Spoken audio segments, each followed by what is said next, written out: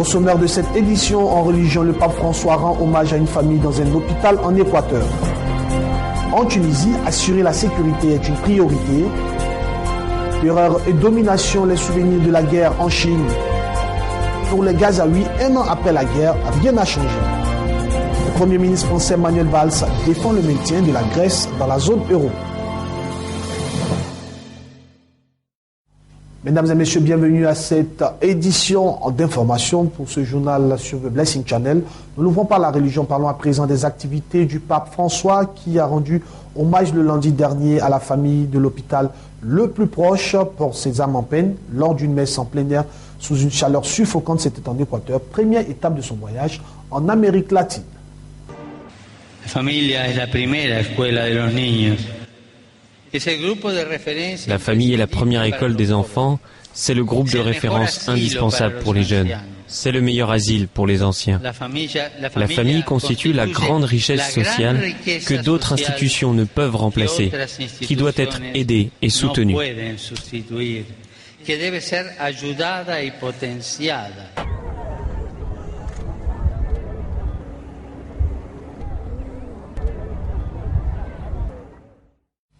Le concours karaoké dénommé Solfège qui se tient à Béni TV a eu sa première manche de présélection. C'était le samedi 4 juillet 2015 dans les locaux de Béni TV. Vivons ensemble les temps forts. Ils étaient nombreux à se présenter à la présélection de la première édition du concours karaoké Solfège organisé dans les locaux de Béni TV le samedi 4 juillet dernier. Dès 7h, une foule présente à attendre les organisateurs. C'est dans une ambiance chaleureuse que les candidats attendent le chronotop départ du concours.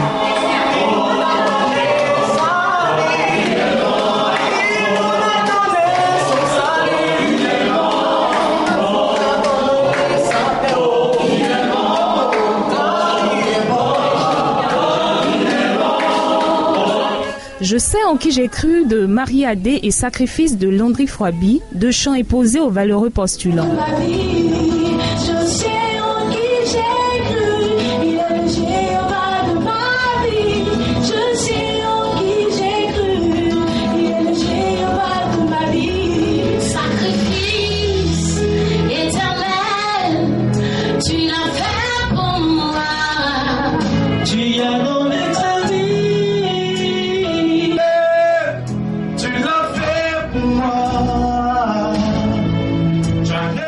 Cette manche de présélection s'est déroulée sous l'œil vigilant des observateurs de la musique chrétienne en Côte d'Ivoire, en la personne du chanteur Emmanuel Apata et le groupe Eden. Je pense que c'est notre première rencontre. Les candidats n'ont pas été coachés, ils sont venus comme ça dans l'état brut. Donc on va essayer de sélectionner 20 personnes sur les pratiquement 100 personnes qui vont passer. Donc on va prendre que 20 personnes. Il y a des gens qui ont du potentiel, donc il faut les coacher, les aider à faire sortir ce potentiel qui est en eux là. Pour les candidats qui vont passer dans les autres manches, je leur demande de bosser. La présélection de la première édition du concours karaoké Solfège pour cette journée s'est achevée en beauté. Pour les candidats retenus, rendez-vous est pris pour les manches éliminatoires. Que Dieu vous bénisse.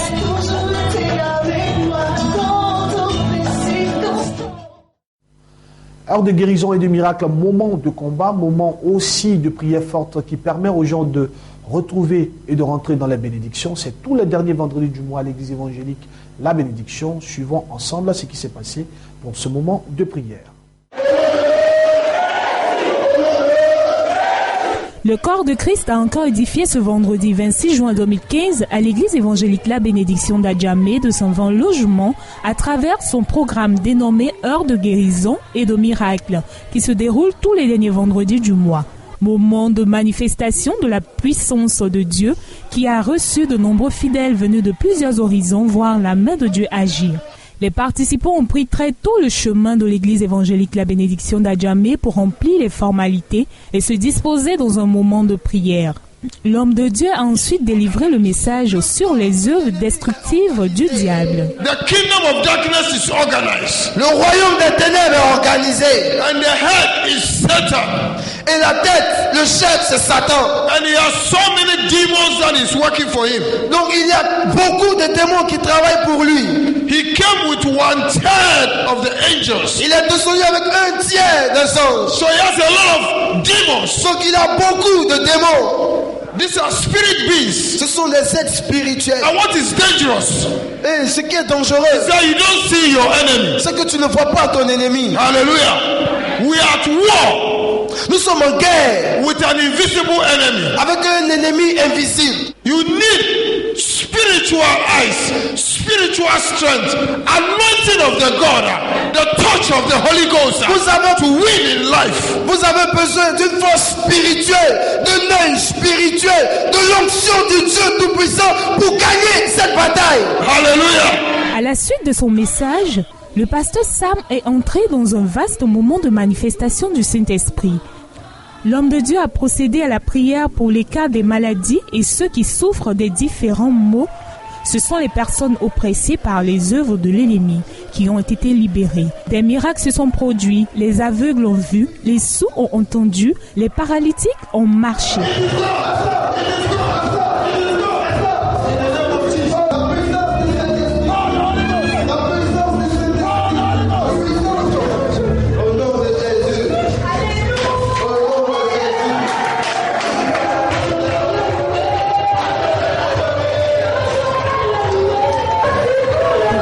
Ont été donnés à la suite de ce temps de miracles et de guérisons pour la gloire du Tout-Puissant. Et mon oreille droite était sourde. Tout à l'heure, quand l'homme de Dieu a prié, vraiment, ça va. J'entends mieux maintenant. Donc je bénis le nom de l'Éternel. Je dis merci à Jésus. Jésus guérit au nom de Jésus. Jésus est puissant. Il est puissant. Depuis 2012. J'avais une douleur au niveau du dos. Voilà, on dit j'avais un début de lombatose. Même ce matin, quand je venais, je ressentais toujours la douleur. Mais après la prière du pasteur, la douleur, je ne la ressens plus. Je remercie le Seigneur pour ses bienfaits. Ce sont des fidèles très heureux pour la victoire sur les démons qui n'ont pas caché leur joie, car plusieurs personnes ont été restaurées. Heure de guérison et de miracles, rendez-vous est pris pour le mois de juillet. Que Dieu vous bénisse. L'évangélisation parlante, un moment d'action, de grâce aussi pour célébrer le Seigneur pour tous ses bienfaits. L'église CIPE s'est retrouvée encore le dimanche pour célébrer l'Éternel et des personnes ont encore manifesté les bontés de Dieu avec ce temps de prière. Les fidèles de l'église CIPE des deux plateaux Temple à la Renaissance se sont retrouvés le 28 juin dernier pour le rendez-vous dominical afin de communier avec le Saint-Esprit. Un culte spécial pour rendre gloire à l'Éternel pour tous ses bienfaits. Ce dimanche, 28 juin 2015, les fidèles sont venus nombreux et ont été nourris spirituellement avec la parole de Dieu bien donnée par le révérend Armel Kouadio. L'homme de Dieu a enseigné sur les valeurs et les vertus de la sagesse.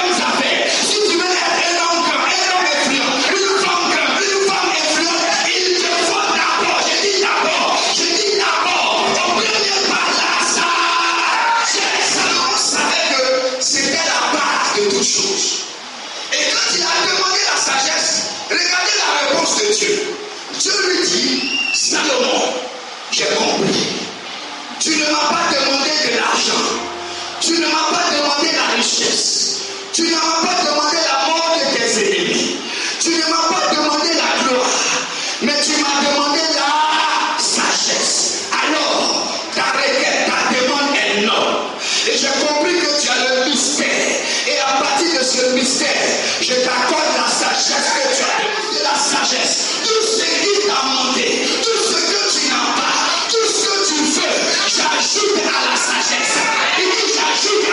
L'enseignement avait un double impact. La parole de Dieu, la nourriture spirituelle et le partage de la nourriture solide, à savoir le guide. Une perception de respecter tous les dimanches à l'église Saint-Peu avec l'évangélisation parlante. Car les responsables de la dite église, à l'image de son leader, le bishop Olivier Boni, ont pour leitmotiv le social, pour le bien-être des fidèles. Pendant ce culte spécial, l'évangélisation parlante se confère des élèves.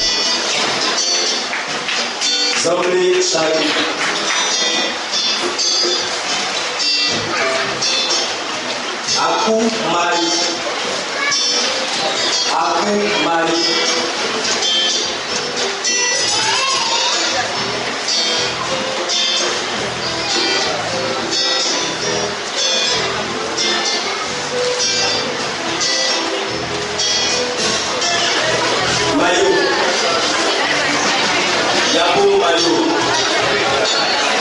Ce culte s'est achevé par un temps festif et un moment de prière. Rendez-vous est donc pris pour le dimanche prochain afin de demeurer dans la présence du Tout-Puissant. Que Dieu bénisse. Actualité africaine à présent en Tunisie. Lors d'une conférence de presse donnée le mardi dernier, le Premier ministre tunisien Kamel Gendoubi a déclaré que le premier droit de celui c'était d'assurer la sécurité et la garantie de la vie humaine dans ce pays suite à la proclamation de l'état d'urgence en Tunisie, plus d'une semaine après un attentat qui a coûté la vie à 38 touristes. C'était à Sousse. Ce à quoi on fait face aujourd'hui, c'est la sécurité du pays. Ce n'est pas la menace contre les libertés. Quand la sécurité est à ce point visée, il est notre devoir, en tant que gouvernement, de l'assurer. Le premier des droits, c'est celui d'assurer la sécurité et la garantie de la vie humaine. Le seul instrument juridique qui est à notre disposition aujourd'hui, c'est l'état d'urgence. Je le sais, nous savons que c'est un texte qui date et qui peut avoir des significations particulières par rapport à l'histoire de la Tunisie. 26 janvier 1978. Mais c'est un texte qui a été pratiqué, mais qui n'a jamais menacé la liberté. Parlons à présent de la Chine. Près de 80 ans après le début de la guerre entre la Chine et le Japon, pendant laquelle des obus pleuvaient sur son voisinage, Pékin Yang Yuri se souvient encore des horreurs d'un conflit que les dirigeants communistes utilisent encore à présent afin de légitimer leur pouvoir.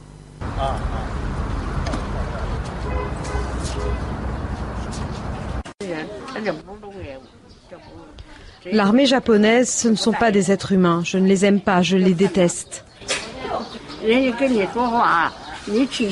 Quand vous parlez à la 8e armée chinoise de campagne, vous n'éprouvez pas de frisson, de peur, mais lorsque vous avez affaire à l'armée japonaise, si vous dites quelque chose de mal ou d'incorrect, ils vous menacent.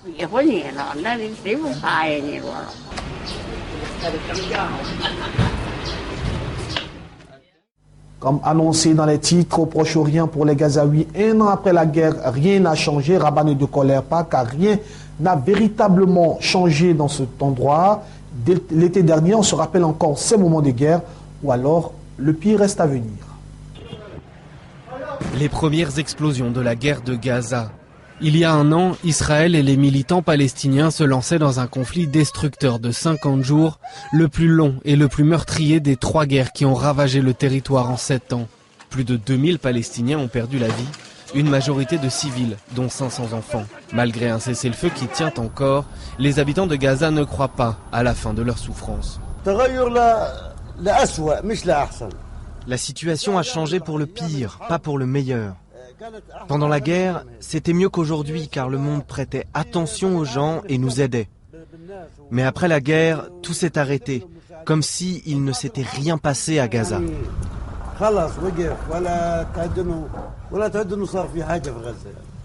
Avant la guerre, les 2/3 de la population de Gaza dépendaient de l'aide alimentaire et le taux de chômage dépassait 40%. Et peu de choses ont changé, alors que 9 ans de blocus israélien ont empêché toute reconstruction et ravagé l'économie. Je fais ce travail contre mon gré parce qu'il n'y a pas d'autre travail ici, pas d'alternative. Je ramasse des pierres, environ 5 chariots par jour, je les vends 2 € chacun. D'après un récent sondage, un habitant de Gaza sur 2 veut quitter le territoire. Des dizaines sont morts dans des embarcations de fortune en mer, tentant de rejoindre l'Europe. Je crois que ce qui est différent depuis ce dernier conflit, plus que depuis le précédent, c'est le sentiment de désespoir. Il n'y a plus le sentiment que les choses vont s'améliorer. Il y a plus de désir de partir, l'impression que la vie de leurs enfants ne sera pas meilleure que la leur en restant ici.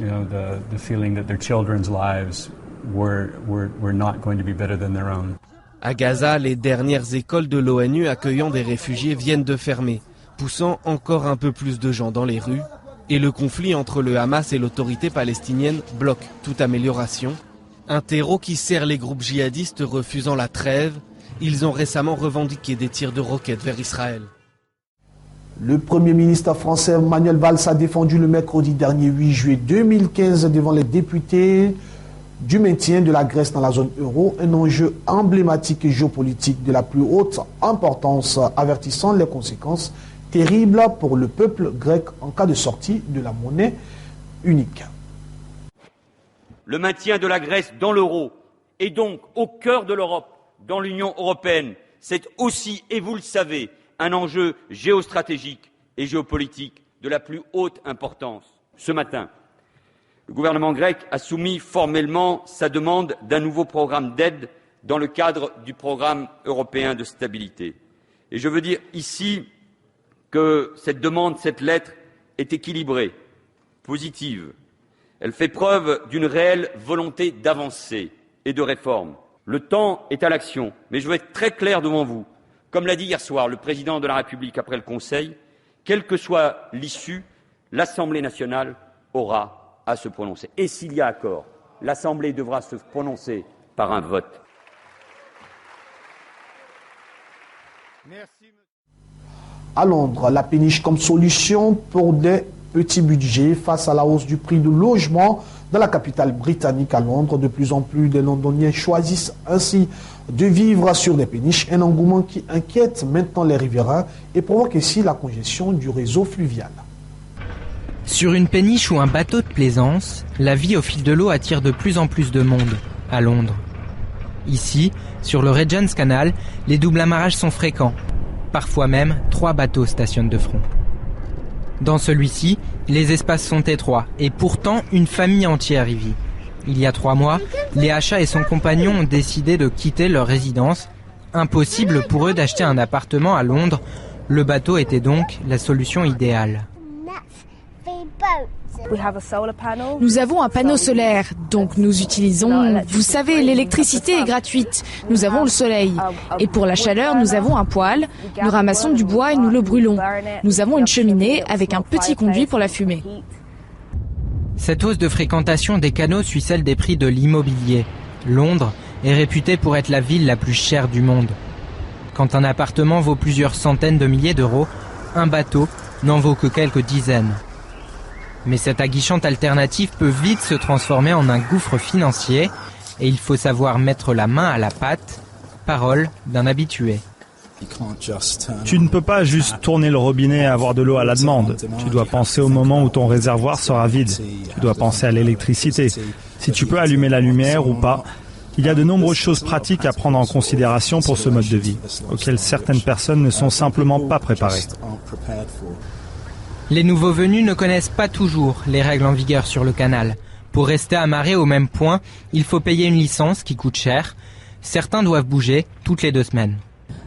Je dis toujours à ceux qui ont des bateaux, nous aimerions que vous bougiez à travers le réseau. À Londres, nous avons donné quelques orientations à propos de la distance minimale raisonnable à parcourir et nous essayons d'expliquer que tout est question d'un voyage, qu'il faut penser plus globalement sur le long terme. Un état d'esprit qui règne, du moins, chez Léacha et sa famille.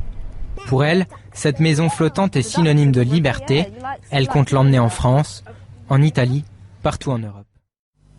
Terminons cette édition d'information aux États-Unis. Parlons de Opa-Locka, une cité orientale aux États-Unis en quête de renaissance. Inspirée il y a 90 ans des contes de Miles et une nuit, et aussi un film, Le voleur de Bagdad. Opa-Locka est une bourgade appauvrie de Floride qui tente de refaire une santé grâce à l'art. Un décor digne des contes des Mille et une nuits, au beau milieu de la zone urbaine de Miami. Voici Opa-Locka. Avec ses dômes et ses minarets, le quartier a été conçu comme une oasis paisible au cœur de la ville par des promoteurs immobiliers des années 20. Dans les années 20, il y a eu un boom de l'immobilier dans le sud de la Floride et les promoteurs voulaient faire de l'argent très vite. L'un des moyens de se différencier du reste, c'était le style architectural.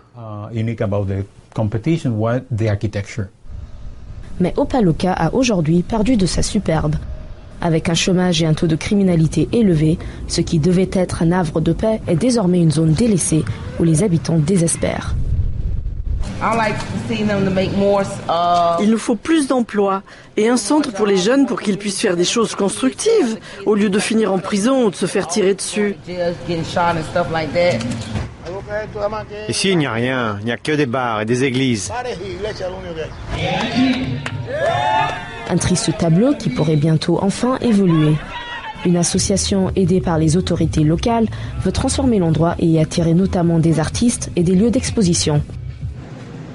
Jermaine Barnes a quitté Los Angeles il y a 2 ans pour ouvrir ici son propre studio de design et d'architecture.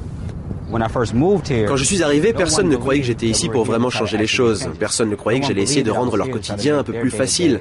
Et surtout, personne ne me croyait quand je disais que j'allais vraiment m'installer et vivre dans le quartier. S'il faudra plus que quelques artistes pour résoudre les problèmes d'Opa-locka, la venue de nouveaux habitants permet de redonner un peu de couleur à un quartier qui en a bien besoin. Mesdames et messieurs, si s'achève cette édition d'information, bonne suite de programme sur le Blessing Channel. Je vous retrouve bientôt.